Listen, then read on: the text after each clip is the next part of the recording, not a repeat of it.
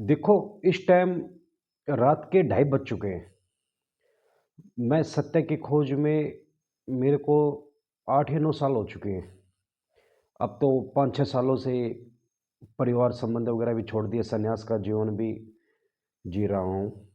आज मैं जो बात कहने वाला हूँ, आज मैं कोई कहानी सुनाने और नहीं जा रहा हूँ आपको, न कोई उपदेश देने जा रहा हूँ। आज मैं एक सच कहने जा रहा हूँ, ऐसा सच जो मेरे अपने अनुभव से निकला है, मेरे गहरे ध्यान से उपजा है, मेरी आत्मा की पुकार है। यह कोई किताब से लिया गया ज्ञान नहीं है, यह भीतर के मौन में एक-एक परत के खुलने के बाद जो जाना है, वह सत्य है। धरती पर अरबों-खरबों लोग हैं, हर कोई कुछ न कुछ जानता है, हर कोई साधना शब्द से परिचित है, हर किसी ने किसी रूप में भक्ति, ध्यान और नाम सिमरन किया है। पर प्रश्न यह है कि फिर भी क्यों बहुत कम लोग ही अपने आप को जान पाते हैं? क्यों केवल गौतम बुद्ध, कबीर, नानक, रामकृष्ण परमहंस जैसे कुछ ही आत्माएं पार हो पाई? क्या कारण है इसका? बाकी सब क्यों बार बार उसी जगह गिरते हैं जिसमें मैं भी हूं? मैं खुद भी वर्षों से साधना में हूं, कई सालों से सन्यासी जीवन जी रहा हूं। कभी कभी ध्यान में भीतर इतना गहरा उतर जाता हूं कि लगता है कि सब कुछ रुक गया है। सांस, विचार, अहंकार सब शांत हो गया है। पर कुछ समय बाद फिर वही होता है, फिर वही आदतें, वही मन की चालें। मुझे पता है कि यह गलत है, यह कमजोरी है, फिर भी वही गलती दोहराने लगता हूं।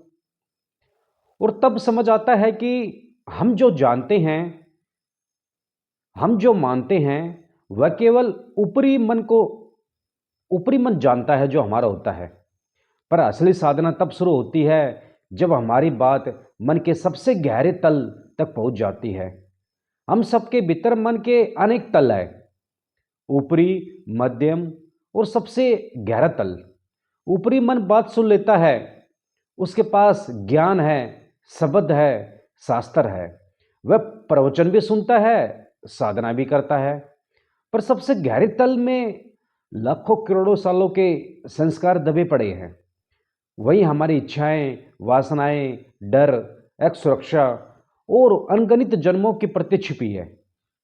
जब तक साधना वहां तक नहीं पहुंचती, तब तक परिवर्तन केवल ऊपर ऊपर रहता है। ऊपर से सब ठीक दिखता है, पर भीतर कुछ नहीं बदलता। यही कारण है कि मनुष्य जानता सब कुछ है, पर जी नहीं पाता। पर वही जगह है जहां असली साधना शुरू होती है, जहां ध्यान ज्ञान नहीं मृत्यु बन जाता है, जहां तुम्हें भीतर के हर झूठ, हर मुखोटे, हर भ्रम को देखना पड़ता है और उस देखने में धीरे धीरे मैं की भावना पिघलने लगती है। मैंने यह बात गहरे ध्यान में जाकर जानी। सच्ची सच्ची जो साधना कोई भक्ति का नशा नहीं है, न कोई चमत्कार, न कोई शक्ति का प्रदर्शन। सच्ची साधना तो वह बिंदु है जब भीतर का सबसे पुराना, सबसे गहरा तल कांप उठता है, जब आत्मा की पुकार सुनाई देने लगती है।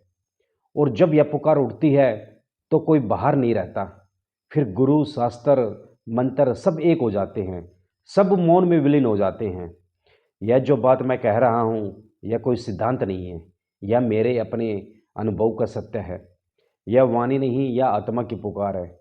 इसलिए यह वीडियो बना रहा हूँ ताकि कोई एक व्यक्ति भी इस पुकार को सुनकर अपने भीतर जाके देखो। यह रास्ता कठिन है, यह मन टूटता है, भ्रम टूटते हैं और सबसे ज़्यादा अहंकार टूटता है।